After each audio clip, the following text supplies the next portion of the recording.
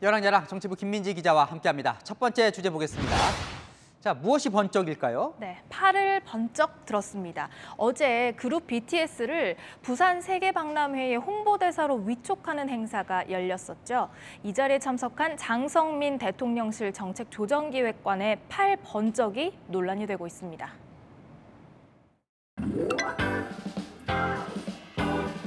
장성민 정책조정기획관께서 비님께 배지를 달아주고 계십니다.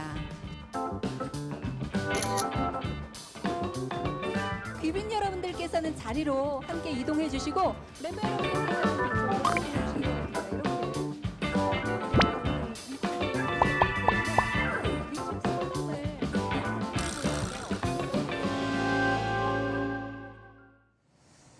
장성민 기획관은 왜 악수만 하지 않고 이 번쩍 손을 들었을까요? 네, 저도 궁금해서 연락을 시도해봤는데 아직 답변을 듣지는 못했습니다. 이 영상을 본 누리꾼들은요, 선거 유세 때나 하는 행동으로 상대방을 당황하게 만드는 재주가 있다. 사진 한 장 건지려고 또 고위 공직자들은 자신 위주로 행동하는 부류라면서 비판했는데요. 자, 보면요. 한덕수 국무총리도 이 팔을 들어 올렸네요. 네, 한 총리도 위촉패 전달 후에 한 손을 들어 올리면서 BTS 멤버들의 얼굴이 가려지는 등 어정쩡한 자세가 되기도 했습니다. 그러니까 BTS가 주인공인데 본인들이 좀 주목받는 느낌이에요. 네, 아무래도 정치인들은 보여주기에 익숙하고 대중은 이에 대한 반감이 좀 있죠. 4년 전에는 이런 일도 있었는데요.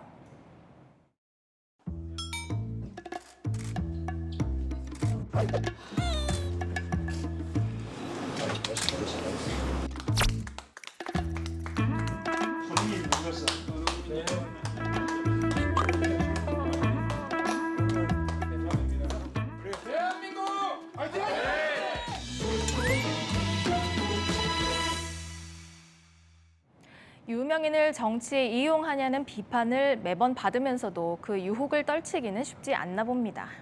네, 다음 주제 보겠습니다.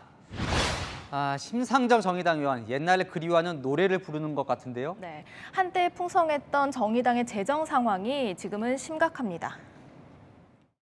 현재 정의당의 부채는 36억이고 적자는 각종 돌려막기 차입으로 연명하고 있는 수준입니다. 아무것도 하지 않아도 매일매일 숨도 쉬지 않아도 수백만 원의 돈이 지출되고 있는 상황입니다. 지난 총선에 출마한 지역구 후보들의 지원금 43억 원의 빚을 떠안으면서 당직자들 월급 줄 돈이 없다고 합니다. 참, 이 정의당은 후원금이 늘 풍성했던 기억이 나거든요. 네, 2년 전에는요, 심상정 의원이 국회의원 개인별 후원금 모금액 1위에 오르기도 했었죠.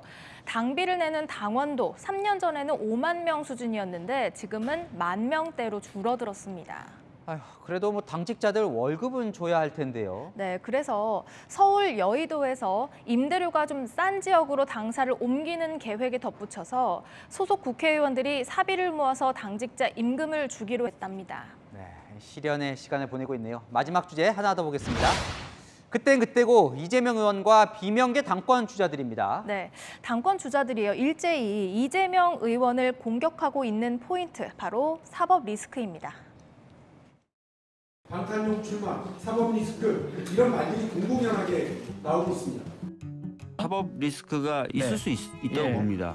지난 대선에 불거졌던 문제입니다. 없는 걸 만들어낸 갑자기 급조된 안개와 같은 게 아니지 않습니까?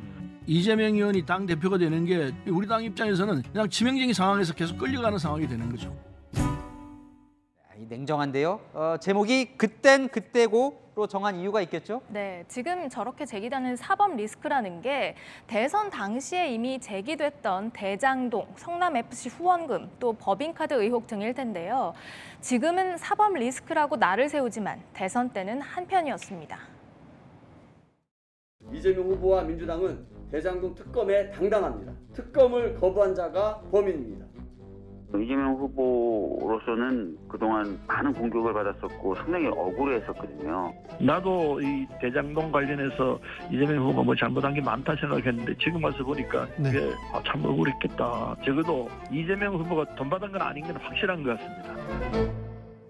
참 저랬었으니까 이재명 의원 입장에서는 좀 섭섭할 수도 있겠네요. 네, 친명계인 박찬대 의원은요, 야당 정치인에게 사법 리스크는 숙명이라면서 왜 동지에게 뾰족한 날을 들이대느냐 이렇게 반박했습니다. 경찰은 전당대회 직전인 다음 달 중순쯤 이 의원 부인의 법인카드 의혹 수사를 마무리할 거라고 하는데요. 양쪽 모두 수사 상황을 예의주시할 것 같습니다. 네, 한때는 동지가 또 적이 되는 게 냉정한 정치라죠. 열왕야랑이었습니다.